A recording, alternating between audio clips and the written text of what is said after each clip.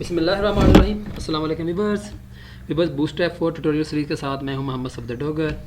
Viewers पिछले video के अंदर हमने देखा था कि हम ग्रुप बटन कैसे बनाते हैं, उसके अंदर टूल बार हमने कैसे बनाई थी, फिर उसके बाद हमने वर्टिकल हॉरिजॉन्टल टूल बार कैसे बनाई और उसके अंदर हमने फिर ड्रॉप डाउन बटन कैसे बनाए। तो आज की वीडियो के अंदर हम देखते हैं स्प्लिट बटन इन बूटस्ट्रैप 4। तो आइए स्टार्ट करते हैं हम वीवर्स। स्प्लिट बटन हम कैसे बनाते हैं बूटस्ट्रैप 4 के अंदर। तो वीवर्स कंटेनर क्लास के अंदर वीवर्स यहाँ पे मैं एक डिव लेता हूँ जिसको मैं नाम देता हूँ जी BTN ग्रुप, और इसके अंदर बटन बनाता हूँ। इसकी क्लास है जी BTN प्राइमरी, और इसको मैं नाम दे देता हूँ जी प्रोग्राम्स।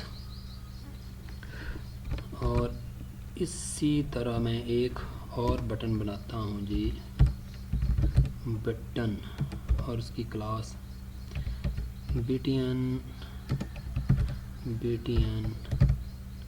प्राइमरी,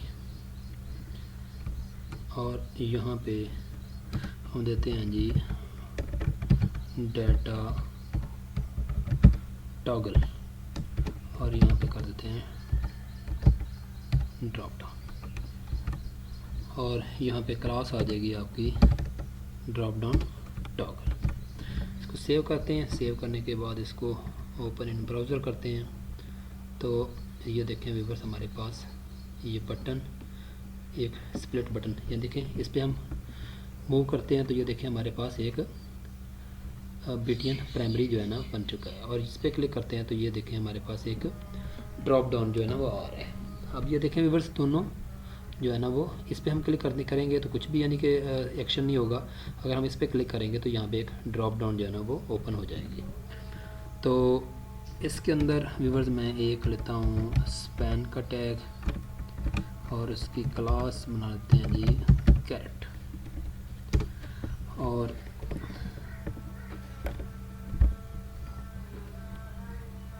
यहाँ पे व्यूअर्स मैं एक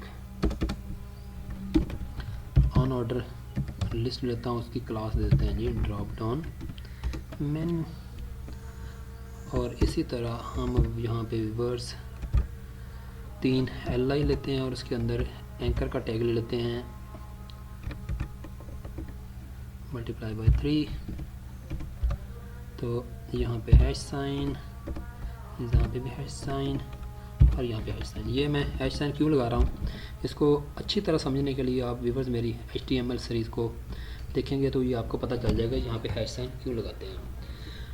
तो यहाँ पे हम ले लेते हैं प्रोग्राम, हमारे पास है जी BSCS है, उसके बाद MCS है, और उसके बाद MSCS है। उसको सेव करते हैं व्यूअर्स। सेव करने के बाद इसको ओपन ब्राउज़र करते हैं तो ये देखें यहाँ पे क्लिक करेंगे तो ये ड्रॉप, बट यहाँ पे अगर क्लिक करेंगे तो कोई एक्शन परफॉर्म नहीं होगा। यहाँ पे अगर क्लिक करेंगे तो ये होना, इसको हम कहते हैं स्प्लिट बटन। अब व्यूअर्स हम कुछ इसके समझ लें साइज़ चेक कर लेते हैं, लार्ज साइज़ और स्मॉल साइज़, या बाय डिफ़ॉल्ट जो साइज़ है। तो व्यूअर्स यहाँ से लेके मैं यहाँ तक इसको कॉपी कर लेता हूँ और यहाँ पे पेस्ट करता हूँ, और नीचे वाले को जहाँ पे लिखा हुआ BTN ग्रुप, तो यहाँ पे मैं करता हूँ BTN ग्रुप लार्ज। सेव करते हैं।